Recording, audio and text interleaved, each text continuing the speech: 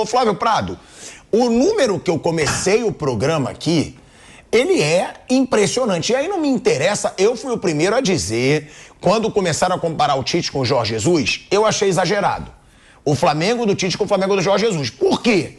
Porque o Jorge Jesus pegou Copa do Brasil, Libertadores e Brasileiro nos primeiros jogos. O Tite pegou agora um campeonato carioca que tem adversários bem fracos se comparados com a Libertadores, com a Copa do Brasil e com o Brasileirão.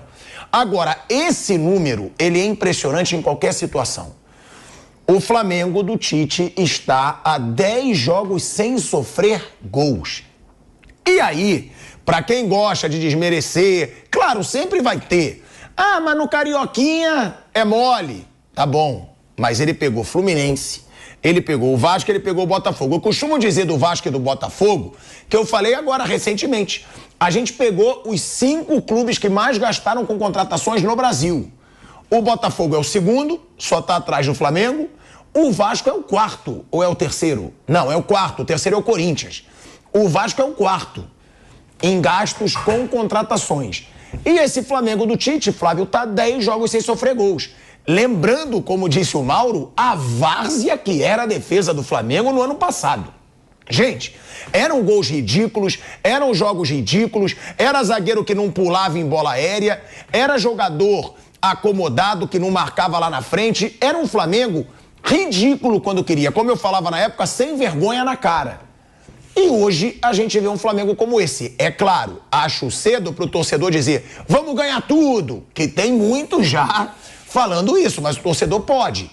Agora, esse número do Tite, Flávio, pode ir ainda mais longe, porque tudo leva a crer que o Flamengo pode até encerrar esse Carioca sem sofrer gol. Olha, Pilhado, boa tarde aos amigos. Eu não tomo o campeonato regional com referente em nada, realmente nada. Então eu estou olhando o Flamengo, a montagem do time, a maneira como o time está jogando. E dá para arriscar que o Flamengo vai brigar muito por todos os títulos. Ele é favorito em todas as competições, todas. Brasileiro só tem o Palmeiras para encarar. Você falou tem muitos, eu acho que não. Só tem o Palmeiras para encarar pela regularidade, pelo tempo de trabalho, pelo conhecimento que o Abel Ferreira tem do elenco. Mas o elenco do Flamengo é bem superior. Então eu entendo que o Flamengo é o grande favorito do Campeonato Brasileiro, se escapar dele é Palmeiras. Nos mata-matas, um time com essa regularidade é muito difícil de ser batido também.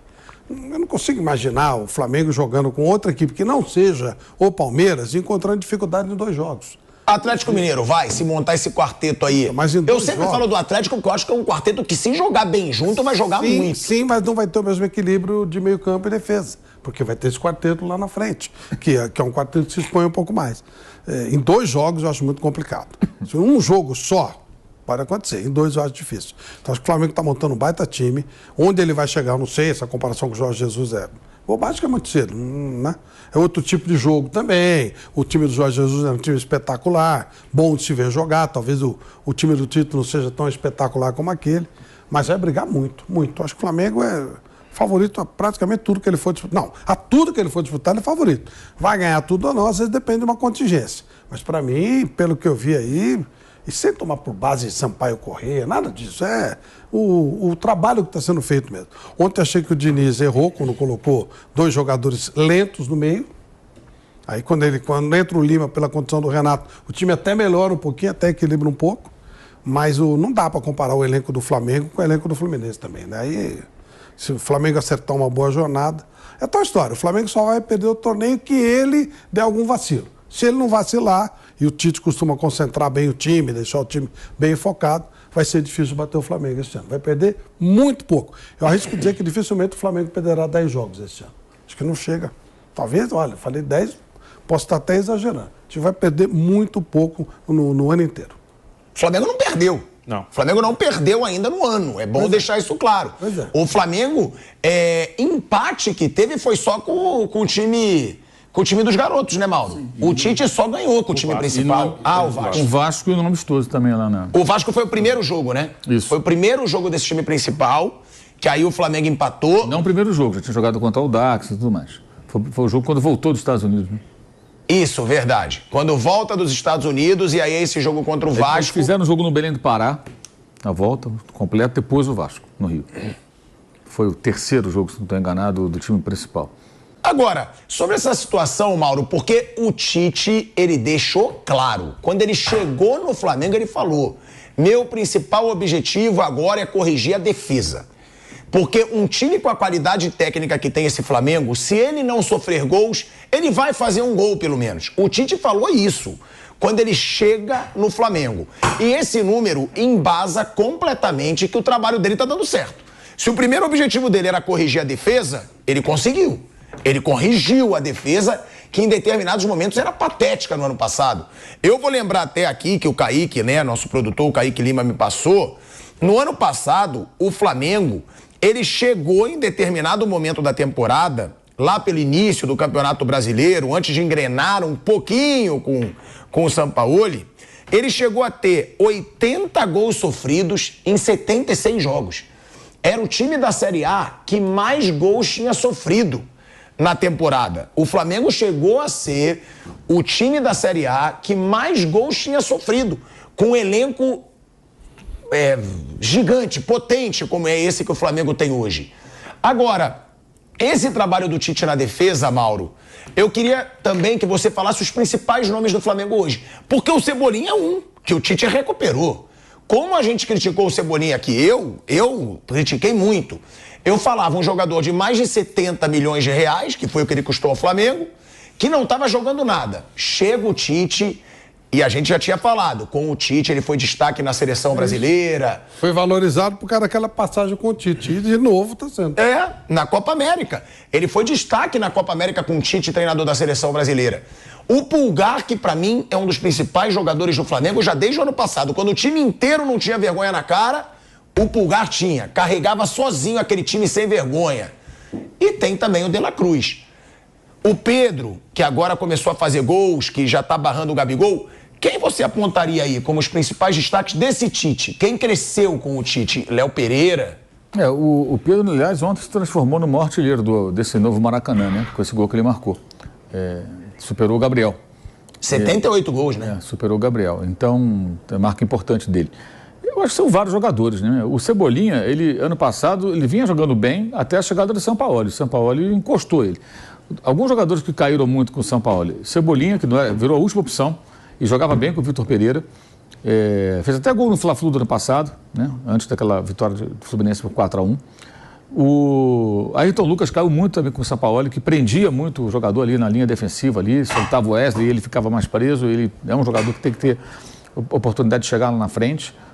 Melhorou, evidentemente, com o Tite. O Léo Pereira já vinha, acho que jogando bem, depois teve uma queda muito acentuada no ano passado, aí foi péssimo em alguns momentos, voltou a jogar bem de novo, porque o Léo Pereira faz parte de uma linha defensiva organizada hoje, né?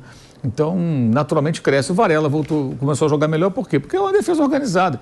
Então fica mais fácil o jogador, não fica tão exposto. É o contrário do que acontece no Fluminense, que é o time, estava vendo aqui um número na coletiva que o colega da Trivela, o Caio Blois, trouxe, ele fez até pergunta ao Diniz. O Fluminense teve no ano passado 23 expulsões, o time com mais cartões vermelhos, segundo colocado, o time da Série A, teve 18. E ele teve expulsão do André, semana passada, e ontem do Thiago. E pode reparar, invariavelmente, são jogadores de defesa que ficam expostos, porque o time é muito desequilibrado, e aí a bomba estoura no cara que está na última linha defensiva. E hoje o Flamengo ele não coloca seus jogadores expostos, os zagueiros jogam protegidos, tudo muito mais estruturado, mais organizado. O time defende, né? Não é a defesa só. O time se compacta e defende bem. Então, acho que naturalmente vários cresceram. O De La Cruz é natural, ele está só correspondendo àquilo que se esperava dele, que é um ótimo jogador. É uma contratação certeira, que é um jogador maduro, né? Assim, tá pronto. Não é um cara muito novo, nem um veterano. É um cara com 26 anos. Então, e já campeão da Libertadores, campeão de vários troféus. Copa do Mundo. Na Argentina, né? Jogou Copa do Mundo, vários jogos pela seleção do seu país. Então, é um cara já pronto, um jogador que você traz, assim, ó, põe ali e vai jogar. É mais ou menos como quando o Gustavo Gomes chegou no Palmeiras. Um zagueiro pronto, que estava no Milan, não estava sendo aproveitado. Pegou, põe no time e vai funcionar, cara. Dificilmente vai dar errado. Jogador pronto, maduro. O Arrascaeta tem uma questão física. Ontem ele deu um carrinho para roubar uma bola do Arias. No final do jogo, 45 minutos quase, ou perto de algo em torno disso. Ele veio, deu um carrinho limpo e tocou, roubou a bola. A gente estava vendo até isso, né? No fim do jogo, o Flamengo ainda estava marcando pressão. E o Arrascaeta estava saindo com 15 minutos no máximo do segundo tempo, ele saiu com a língua para fora. Agora, no final do jogo, ele está dando um carrinho. Ele fez o passe para o gol do Pedro já no finalzinho da partida. Estava lá participando, né? Então, acho que é o coletivo, é muita gente crescendo, porque o time está mais organizado. O time é organizado, os jogadores crescem de rendimento. Você vê como o Vinha entrou no jogo passado, que ele foi titular, entrou à vontade, porque está tudo organizado, a defesa está organizada, o time está bem estruturado, o cara faz alguns treinos, já entende, o jogador já experiente também, já sabe o que fazer. E aí fica mais fácil. Você sai uma peça, entra outra e a coisa vai funcionando. Eu acho que essa estrutura é o mais importante, né? E hoje acho que o Flamengo tem isso. Consegue realmente potencializar o seu elenco, que é muito forte para a América do Sul, e a tendência, assim, eu acho que é uma perspectiva muito positiva. Isso independentemente até do que vai acontecer contra o Fluminense, uma eventual final, uma provável final, vamos dizer assim, né, que é muito provável que dispute contra o Vasco ou Nova Iguaçu. Eu acho que isso não muda. Mesmo que o Flamengo tenha um azar, perca um jogo, perca o título, que a torcida não conta com isso, acho que o trabalho é bem consistente. É bem consistente. O time é favorito para ser campeão carioca, isso é evidente. Seria uma hipocrisia falar que não. E seria burrice do torcedor também criar crise se não for o campeão, né? Exatamente. Porque o que interessa é como está jogando. Eu acho assim, criticar, questionar, se amanhã perder, jogar mal, é óbvio, né? Vai acontecer. Mas não significa que tem que achar que nada serve, que é terra arrasada. Esse já foi o problema outras vezes, né? Mas dessa vez é pouco provável que o torcedor pode perder até, mas não da maneira que deixou muita gente revoltada como no ano passado, aquele comportamento indolente. Eu acho difícil disso acontecer, que parece que o Tite está com uma situação muito controlada, com um grupo muito sob controle e conseguindo colocar aquelas ideias dele de meritocracia, disputa por posição em funcionamento. Eu diria que assim, o Tite nunca teve, na sua carreira de técnico de clube, um elenco como esse. De clube nunca teve. No Corinthians ele não tinha esse pessoal todo, não. Não tinha, pelo contrário, o time de 2012 é um time de vários renegados. Ele tem uma seleção nas mãos em termos de elenco de clube, né? Claro que na seleção brasileira tinha uns jogadores melhores, convocava quem ele queria.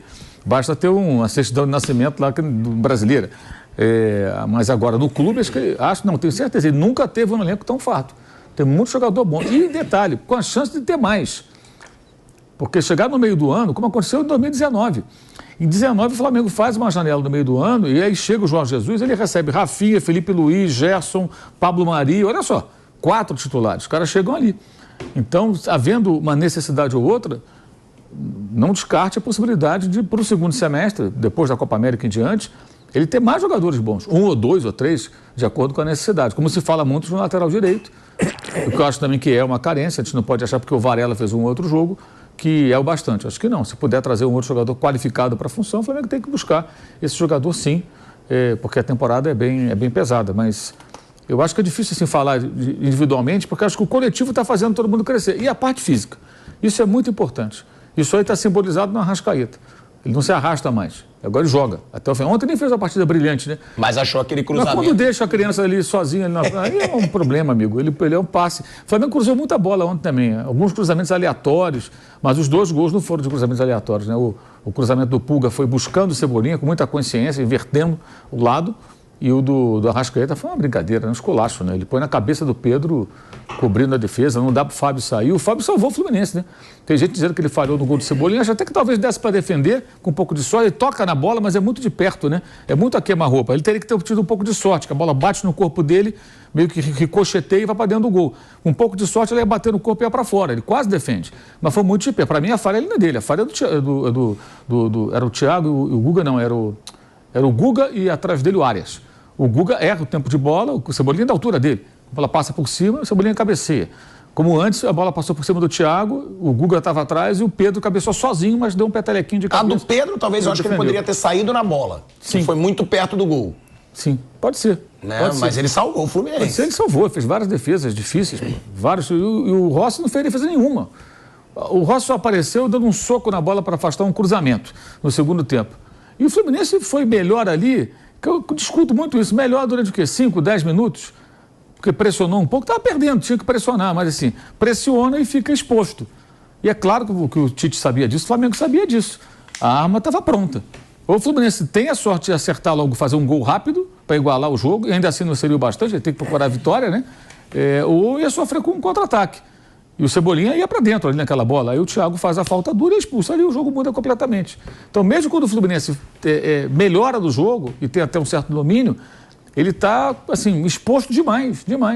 E isso é um problema sério que tem o time do Fernando Diniz, né? Os zagueiros ficam muito expostos. Ontem o Felipe Melo tomou um cartão amarelo porque o Marcelo abandonou completamente a lateral esquerda, foi lá para o ataque, Aí não consegue voltar a tempo e o Felipe Melo foi fazer a cobertura. Aí ele chegou no Bruno Henrique, deu uma enxadada, tomou o cartão. O juiz falou, tirou ele do jogo. Daqui a pouco ele perdeu outros zagueiros, os dois zagueiros expulsos. Teve que fazer a troca rapidamente. Quando entrou o Manuel entrou na expulsão, né? E depois põe o Antônio Carlos. Que saiu com bola e tudo, uma bola ali, até um negócio meio patético, né?